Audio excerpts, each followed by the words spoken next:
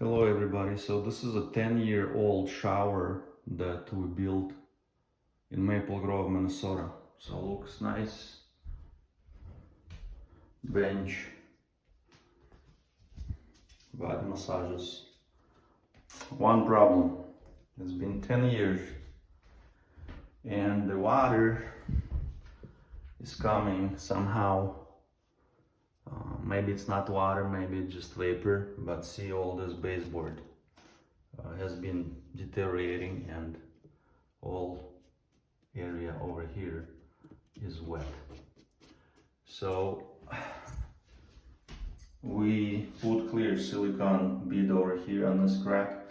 Maybe it will stop this issue, but another issue is over here in this corner. All of it is rotten.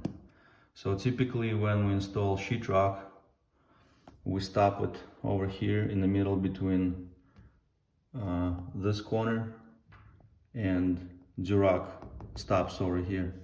So the mistake for all my future projects that we'll be doing, we need to install Durock all the way to the corner, and because oftentimes we stop it over here, and this is area sheetrock for the corner bead.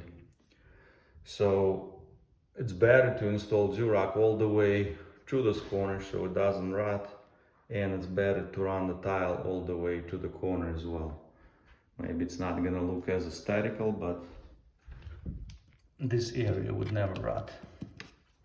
So over here as well, I would do Durock on this wall next time, and I would lay tile all the way on this side, because eventually moisture ruins trim and the sheetrock. Thanks for watching.